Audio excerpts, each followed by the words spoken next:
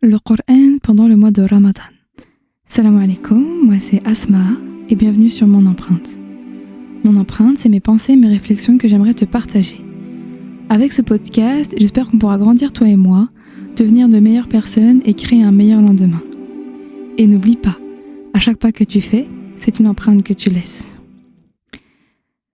Ramadan, c'est le mois du Coran par excellence. Donc, l'idée, c'est de faire, pendant le mois de Ramadan, du Coran son meilleur ami. En réalité, il faudrait le faire toute l'année, mais encore plus pendant le mois de Ramadan. Donc, avec son Coran, ce qui serait bien, c'est d'avoir 3 axes. Un axe lecture, un axe écoute et un axe méditation. On va commencer par un axe assez simple à mettre en place, qui est l'axe écoute. Donc pour chaque axe, l'idée c'est de se dire comment est-ce qu'on va le faire et à quel moment de la journée. Toujours avoir une plage horaire pour chaque objectif.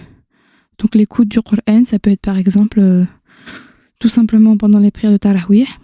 Ça peut être des assises de lecture. Je sais qu'il existe des assises de lecture entre femmes par exemple. Ça peut être dans sa voiture en allant au travail. Ça peut être lorsqu'on fait la cuisine. Donc à vous de voir. Mais en tout cas, planifiez quand est-ce que vous allez l'écouter. Et choisissez un de vos récitateurs préférés. Ensuite, la lecture et la méditation sont plus ou moins liées. Donc, l'idée de la lecture, c'est plutôt une lecture que Stada Zainab appelle Hassanet, et donc je vais réutiliser comment elle appelle ça. Donc, la lecture Hassanet. Il y a un hadith dans le sens où il est dit que chaque lettre lue dans le Coran est récompensée. Cette récompense est multipliée par 10. Et dans ce hadith, il est aussi dit que je ne dis pas que Alif Lam Mim est une lettre, mais je dis que Alif est une lettre, Lam est une lettre, et Mim en est une autre. Sachant que chaque bonne action faite pendant le mois de Ramadan est multipliée par un nombre qu'Allah s'est gardé de nous dire. Donc, comment ne pas se dire, ne pas se mettre comme objectif de lire le Coran, en tout cas un maximum, plus que ce qu'on fait d'habitude. Donc ça, c'est assez important. Après, bien sûr, pour ceux qui peuvent le clôturer pendant le mois de Ramadan, faites-le.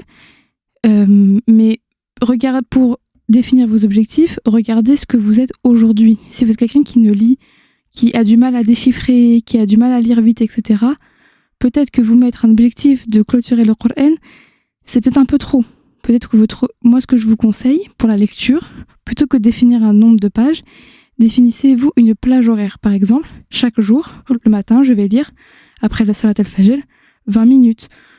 Ou bien ça peut être 5 minutes avant et après chaque prière. Mettez-vous plutôt un temps donné plutôt que un nombre de pages. Quand l'alarme sonne, terminez votre page et voilà. Il y a des jours où vous allez lire 5 pages à chaque fois, des jours peut-être une page de plus, des jours peut-être une page de moins.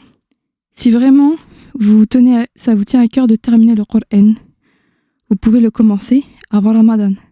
Dès aujourd'hui, voilà, moi je sais que j'ai ma lecture quotidienne, etc. Donc voilà, je suis à un certain endroit dans mon mushaf et peut-être que je vais le finir pendant Ramadan, peut-être que je vais le finir et le recommencer pendant Ramadan, je sais pas trop, mais je sais que je vais juste me donner un temps.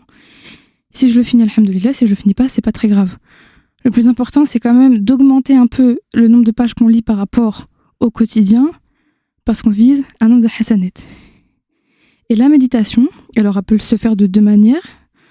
Soit vous vous posez tranquillement et vous méditez une sourate en particulier, vous méditez un verset différent chaque jour, 2 sourates différentes chaque jour, ou bien vous pouvez le faire avec un professeur, etc. Je pense notamment à la série de Stada Zainab qu'elle sort chaque année. C'est la 3e année, cette année, je dis pas de bêtises, où elle rentre en profondeur, a fait la méditation en profondeur d'une sourate en particulier. Moi, je sais que je vais suivre cette série-là. Il y en a sûrement d'autres. Et ça aussi, c'est une bonne chose. Mais même si vous suivez des séries, je vous conseille quand même d'avoir une méditation personnelle. Ça peut être pas forcément tous les jours, mais par exemple 1 à 2 fois par semaine, vous vous posez, soit vous prenez une sourate que vous aimez beaucoup et vous l'étudiez, et puis 2 fois par semaine, vous avancez petit à petit.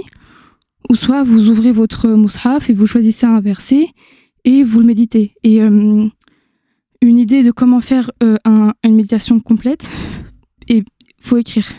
Quand on fait la méditation en écrit, c'est mieux.